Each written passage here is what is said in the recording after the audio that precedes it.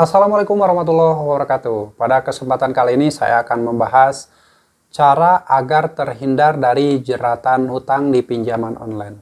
Silakan kalian simak video ini sampai habis agar kalian paham bagaimana caranya agar kalian terhindar dari jeratan hutang di pinjaman online.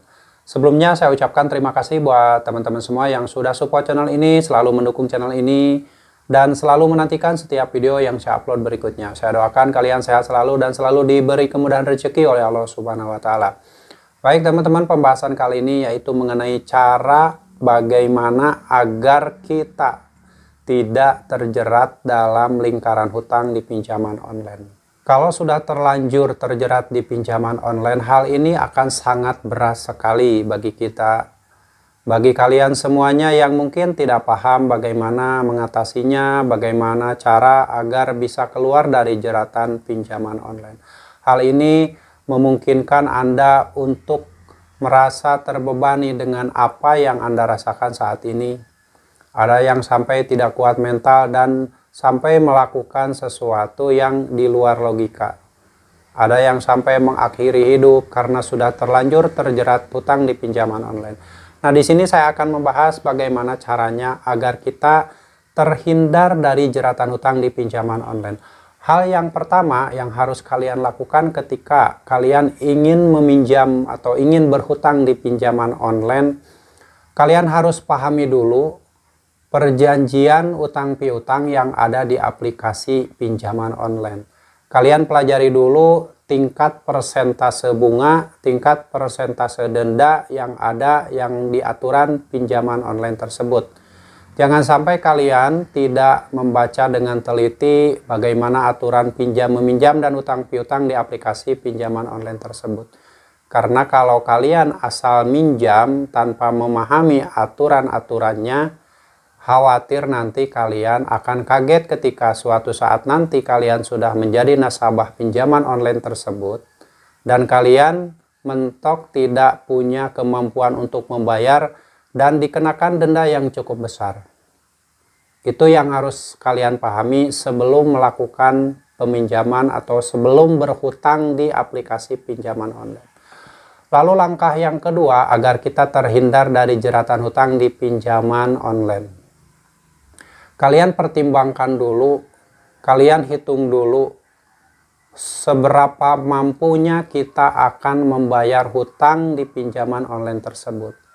Dari mulai kalian menghitung jumlah penghasilan kalian per bulan atau per hari, lalu kalian hitung juga tingkat kemampuan kalian nanti membayar dengan penghasilan segitu.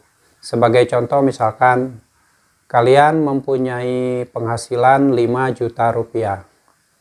Diusahakan ketika kalian mempunyai hutang atau mempunyai cicilan di pinjaman online tersebut, tidak melebihi 10% dari jumlah penghasilan kalian. Kalau misalkan kalian bisa memanage seperti itu, insya Allah kalian tidak akan terjerat dalam lingkaran hutang pinjaman online yang semakin membesar. Kalau misalkan penghasilan 5 juta rupiah dan cicilannya itu 10% dari penghasilan kalian, berarti kan 500.000 rupiah per bulan. Kemungkinan kalian masih bisa mengatasi dan tidak akan terjerat di lingkaran hutang pinjaman online. Langkah ketiga agar kalian terhindar dari jeratan hutang di pinjaman online adalah kalian harus betul-betul selektif sebelum berhutang. Berhutanglah dengan tujuan untuk digunakan hal-hal produktif, bukan konsumtif. Kalau misalkan kalian berhutang dan uangnya digunakan untuk hal-hal yang produktif, misalkan dipakai untuk modal usaha, dipakai untuk sesuatu yang menghasilkan, untuk modal yang nantinya akan menghasilkan, itu lebih baik daripada kalian meminjam uang di aplikasi pinjaman online untuk keperluan konsumtif.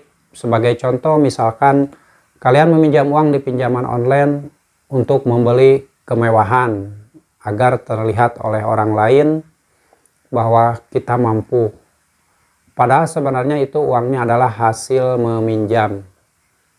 Itu harus kalian hindari. Apalagi penghasilan kalian per hari atau per bulan itu tidak cukup untuk nantinya membayar hutang di pinjaman online tersebut. Jadi gunakanlah atau bijaklah dalam berhutang. Ketika kalian berhutang, gunakan untuk hal-hal yang produktif saja. Dan jangan sampai melebihi 10% dari jumlah penghasilan kalian. Cara yang keempat agar kalian terhindar dari jeratan hutang di pinjaman online adalah hindari yang namanya jasa-jasa pelunasan hutang. Saya yakin buat Anda yang saat ini mungkin sudah mempunyai hutang di pinjaman online, ada yang pernah ditawari untuk melunasi hutang-hutang kalian dengan cara dikasih solusi oleh salah satu perusahaan jasa pelunasan atau perorangan yang menawarkan pelunasan hutang kalian. Sebaiknya kalian jangan pernah lakukan itu. Walaupun mungkin menurut kalian tingkat bunganya lebih rendah dari pinjaman online, tapi mereka itu adalah perusahaan jasa yang pasti meminta jasa persentase dari apa yang telah mereka lakukan.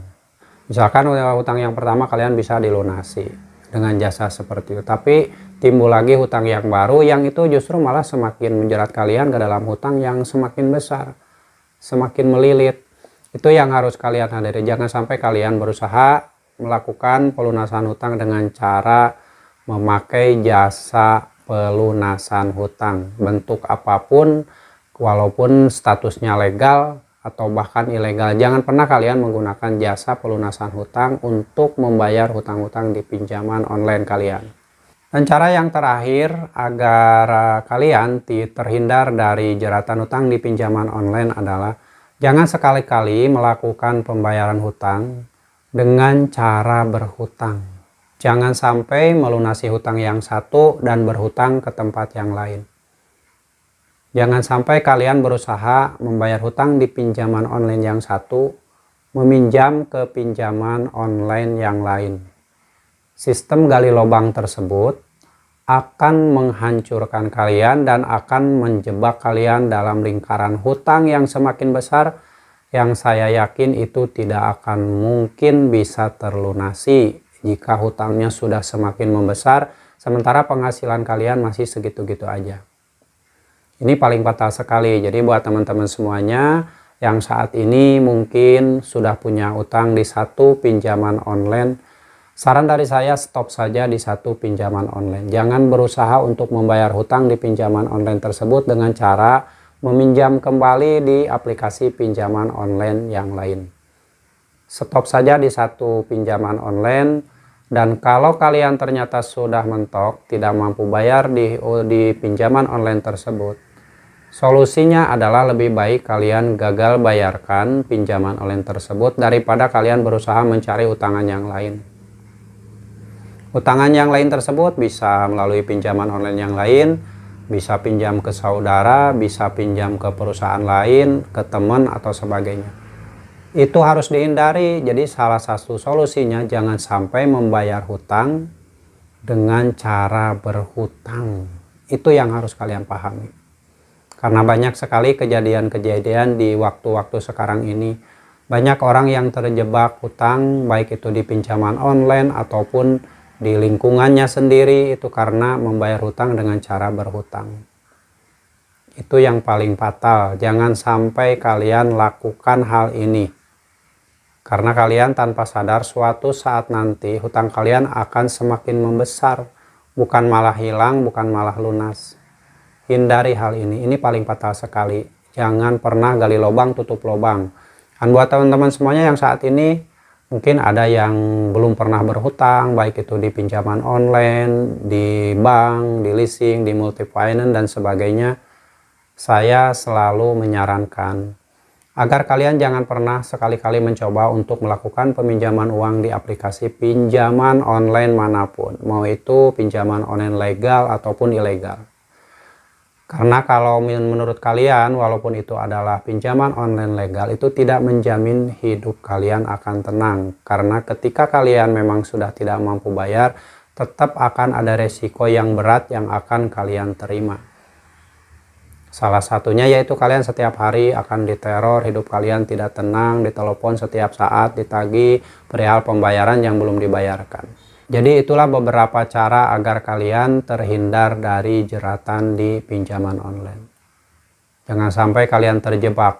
Saya selalu mengingatkan buat teman-teman semuanya, jangan pernah gali lubang, tutup lubang. Jangan pernah meminjam uang di aplikasi pinjaman online manapun.